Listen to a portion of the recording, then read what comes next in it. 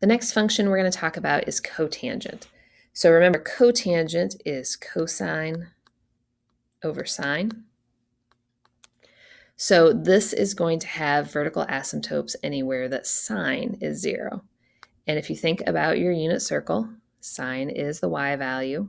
So right here, right at 0, it's undefined. And then once you get over here to pi, it's undefined. And then again at 2 pi, and then again at 3 pi, and so forth.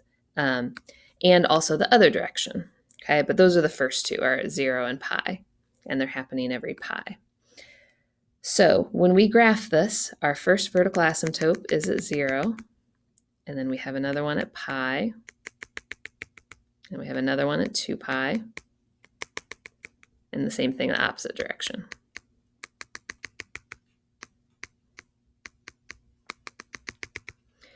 All right, so that means in between the asymptotes, that's where the center points are going to be. So you have a center point at pi over 2, and 3 pi over 2, and negative pi over 2, and negative 3 pi over 2, like that. And cotangent goes the opposite direction. Okay, it's flipped, okay, kind of like cosecant, secant were flipped. So same thing with these. Cotangent graphs look like this. So seaweed down. These are not the most beautiful seaweed in the world, but that's okay. So cotangent has a period of pi. Its domain is all real numbers except where the asymptotes happen. Now, the first asymptote's actually at 0, so we say 0 plus, and then they happen every pi, so pi n. But we generally wouldn't write the 0. We would just say x cannot be pi n. The range is all real numbers. We already said the vertical asymptote is pi n. And this one doesn't really have symmetry. Yeah. So we won't worry about that. I mean, it is kind of an odd symmetry, but not I guess it is odd. Yeah, it is odd origin symmetry because it's an odd function. But it's really hard to see it. All right. So let's do just a few transformations on this. We don't get crazy with cotangent because, again, it's just not as practical. But we have not shifted our center points really. But let's talk about the period. The period is pi divided by 1/3.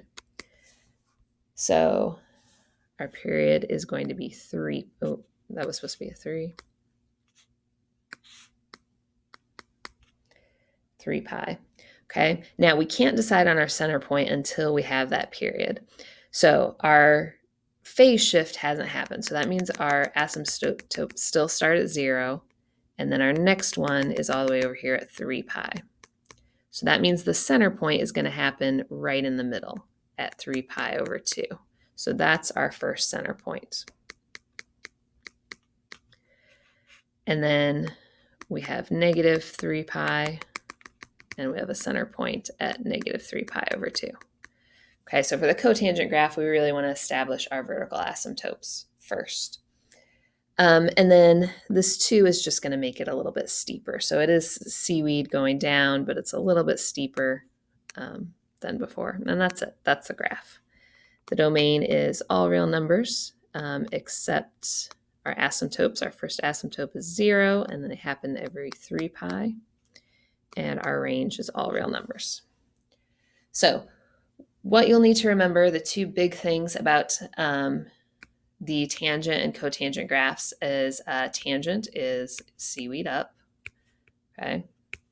It has a period of pi, and then cotangent is seaweed down, and it has a period of pi as well, but it's shifted, okay? So this one has that first asymptote is 0, whereas this one goes through the point 0, 0. That's the big difference, is they're shifted from each other, okay?